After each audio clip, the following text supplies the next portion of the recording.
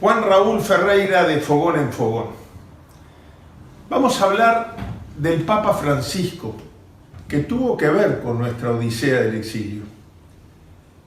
Después de la muerte de Selmar y el Toba, no se terminó todo para nosotros. Teníamos que salir de Buenos Aires. Y en determinado momento, a un sacerdote anónimo, entre tantos que nos ayudaron, papá le transmite la odisea y este le dice: ¡qué bestias!, referido a los asesinos. Y papá lo toma del brazo y le dice: no ofenda a las bestias, padre, que matan solo para comer. Bueno, pasan muchos años. Yo era embajador en Argentina cuando el actual papa, el cardenal Bergoglio, bueno, en ese momento era obispo. Hablando en términos futbolísticos, uno dice que el hombre tiene la capacidad de hacer goles en contra, ¿no? ¿Cuándo se hace esos goles en contra, su dignidad, ¿no es cierto? Porque es uno mismo el que se los hace, ¿no? Era el segundo de Monseñor Quarrachino, el cardenal primado de la Argentina, que muere estando yo de embajador en Argentina. Y asume Bergoglio. La iglesia no estaba separada con el Estado en ese momento en Argentina. Esto era antes de la Constitución de Olivos, que establece esta pseudo separación. Y entonces el cardenal primado para un embajador tenía un rango de ministro. Y allí fui a conocer a Bergoglio ya como cardenal primado, arzobispo y cardenal primado. Y cuando lo saludo, me toma del brazo y me dice: no ofenda a las bestias, padre, que matan solo para comer. Me estaba diciendo: era yo. Papá murió sin saber que había tomado del brazo a un papa y que le había hecho esa reflexión. Bueno, después que Quarrachino asume que tenemos esta primera visita, en esta misma visita él me habla de su profunda amistad con Tucho Metol Ferré, un uruguayo que era asesor suyo en teología y en esa visión sudamericanista de Tucho Metol. Hablamos mucho de Tucho, me hizo algunas bromas que no vienen a cuento. Tucho se hubiera reído mucho si hubiera estado allí presente. Nos hicimos buenos amigos. Y después de ser cardenal, hubo dos ocasiones, dos motivos, dos cosas centrales que nos acercaban muchísimo. Uno era Tucho Metol en sí mismo. No había viaje de Tucho a Buenos Aires que no se viera con Bergoglio y que los dos no tuvieran la buena voluntad de invitarme a estar allí presente. Pero además presentó un libro de Tucho. Hay un libro de un autor Ferré, también de apellido, no Ferrés, que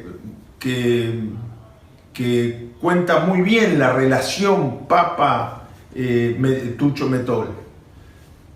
Estamos hablando todavía, no era Papa, pero hay un libro que se llama El Papa y Metol Ferré, creo que se llama así, que es muy recomendable. Pero bueno, Tucho era un motivo de reunión permanente y de encuentro permanente, y el otro motivo de encuentro era la tumba del general San Martín. A ver por qué. La tumba de San Martín está en la Catedral de Buenos Aires. Uruguay es un estado laico, pero obviamente cuando se hacían los homenajes a San Martín íbamos a la catedral, a los homenajes a San Martín, no solo los de la plaza ante su monumento. Y un día Bergoglio me llama y me dice que necesita ayuda para mantener la tumba porque el Estado estaba medio machete, era la época que Cavallo era ministro de Economía. Y él sentía la responsabilidad de que el templo, además de ser un centro religioso, era un centro de peregrinación nacional porque estaba la tumba de su héroe nacional. Y entonces ayudamos a hacer en la residencia de la embajada misma varias actividades de beneficencia para el mantenimiento digno de la tumba del general San Martín. Estos fueron los dos motivos que generaron un contacto muy fluido. El tema más importante eran las charlas sobre, por eso hoy estoy tomando el café en esta taza, de Monseñor Romero. Yo le contaba lo que había sido la ayuda personal y humana de Monseñor Romero en mis años de exilio, y el Papa, bueno, el futuro, me sale Papa, el cardenal Bergoglio tomaba nota, se ve con minucioso cuidado, porque cada vez que yo lo veía, a la vez siguiente me hacía referencia a algunas anécdotas mías sobre Monseñor Romero del encuentro anterior. Bueno, me voy de la Argentina, me despido de él, confieso que con tristeza, porque yo sabía que era muy difícil luego seguir en contacto con el cardenal primado de Argentina. Bueno, ¿de dónde? Pero además, al poco tiempo de estar yo en el Uruguay, recuerdo cuando en un costado de la CNN sale la chimenea con el humito blanco que ya había elegido el Colegio Cardenalicio Papa, se genera una expectativa muy grande, sale el camarlengo y dice: Habemus Papam, anuncio vobis habemus Papam, Jorge Cardinalis Bergoglio, Santa Ecclesia, bueno, todo el Bergoglio, argentino, un papa argentino, pero además un papa argentino y amigo. Fue una emoción tremenda. Naturalmente que yo creí que ni se acordaría de mí, pero hubo dos ocasiones en las que, siendo papa, tuvimos un contacto a distancia una vez y cercano la otra, muy lindo, muy emotivo.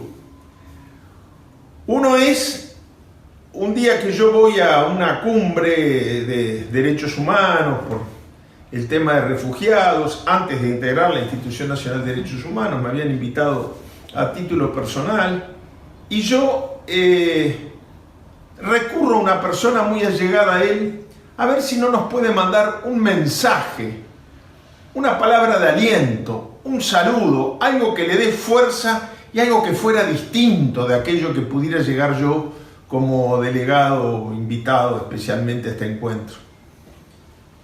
Y pasan 2 o 3 días, yo sin ninguna esperanza, con mucha suerte, la autorización para mencionar un saludo del Papa, y encuentro en WhatsApp un número desconocido.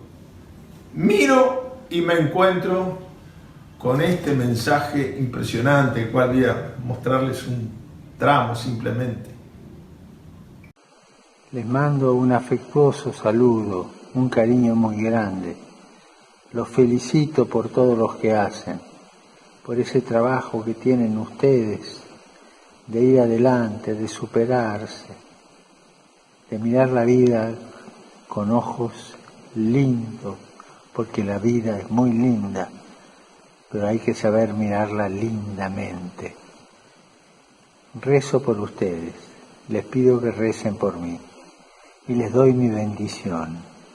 En nombre del Padre, y del Hijo, y del Espíritu Santo. Adiós.